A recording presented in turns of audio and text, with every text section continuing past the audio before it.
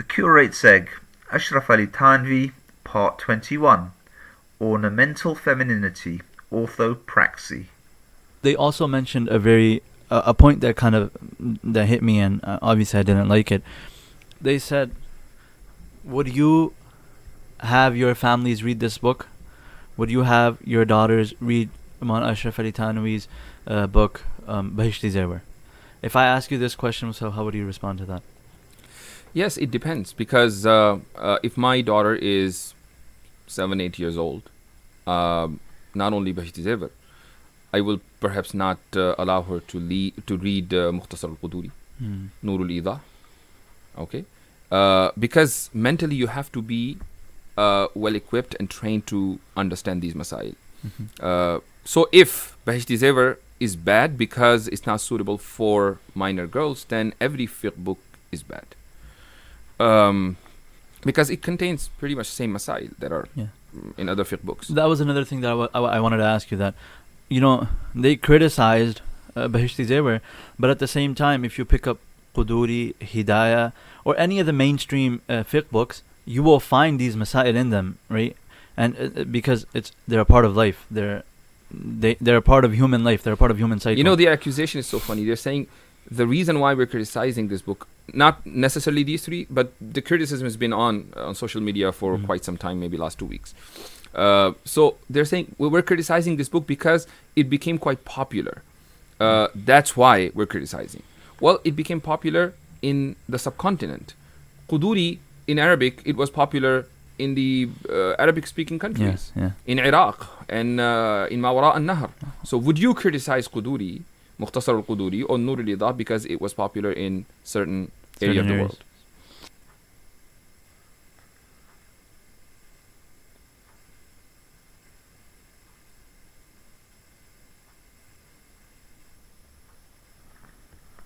In part 21, I will now be looking at orthopraxy, but we have to make a comment upon what these two Deobandis are saying.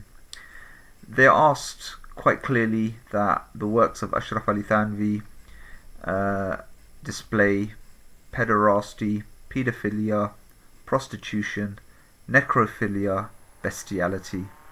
And then Mufti Yasir Nadim Al-Wajidi is asked, would you allow your children to read this sort of material? And he balks because he's not comfortable reading or giving this material to his daughter to read. He uses the word 7-year-old daughter. But the great problem with this is, if you do not even allow a 7-year-old to read this, why does the book itself have the words like a girl who is a minor, who is not suitable or not typical for having sexual relations? Why would that even be mentioned within the text itself? And he brings the argument, well, this is mentioned in other fiqh books. The thing these people don't understand is, this is something available in the English language, a non-Muslim context, in the British Isles and in America, widespread through hundreds of mosques. That's the great problem. Mukhtasar al-Quduri that he mentions is actually available in English translation, but it's not widespread throughout these hundreds of mosques. Nur al-Idah, not present in English in such a wide fashion or form. This book, The Peculiar Practices of Men and Women, and the Ph.D. Zewer, is given to young women on their betrothal nights, their wedding nights, the nights of their honeymoon. So it's more than likely going to be in the house when they have young daughters, and they do have access to it in the English language. This is how these people are out of touch. You cannot educate stupid. You just can't educate people that don't understand basic human interactions and human society. And that's what the Deobandis are. They're out of touch. It's an out of touch cult. Anyway, although there may seem to be anger in my voice, I'm not angry at all. It's just frustrating that these people can't see simple things. So now we're talking about orthopraxy. First thing to mention here is something that I've mentioned before, and it's found on this page here. It says that Thanvi washed the corpse and remained unaffected by the loss at first. However, when he returned to the deceased house, he heard the shrieking cries of the women who had gathered there for a formal mourning session. He was affected by their cries and went into a state of mourning for several days. So the cause of his breakdown and his year of anxiety is actually the shrieking of women, not the washing of a dead corpse. That didn't freak him out, but when the women started shrieking, that is what actually caused his anxiety. Then we have here on this page where it describes clearly the figure of the woman in the thought of Ashraf Ali Thanvi. It says his opinion oscillated between an idealized disembodied form and a banal being. And it carries on, in Thanvi's patriarchal imagination, the wife exists for purposes of pleasure and production. So she basically she doesn't have any existence for herself. Pause, read, grasp, apply, persist, achieve. Pause it for yourself and see exactly what Thanvi views women to be. Then we have this bit here where it describes women or describes Thanvi as having characteristics of misogyny, hatred of women. It states, Thanvi not only conveyed his adherence to misogyny, but also his unease with the ornamental, invoking a logic of necessity that equated the ornamental with the superficial. So women are banal, they're superficial, they're ornamental, and he is a misogynist. Then we have specifically the topic of practice, and this has to do with taqleed and the idea of following legitimate authority. We have on page 226 Professor Mian stating, Thanvi composed the Heavenly Ornaments, which was published in 1901, which Maulana Yasir Wajidi gets wrong, but that book that was published, it brought the religious knowledge to the homes of Muslim women. He promised his readers, the woman who reads this book in its entirety will become the equivalent to a middling, formally educated alima, or Muslim scholar.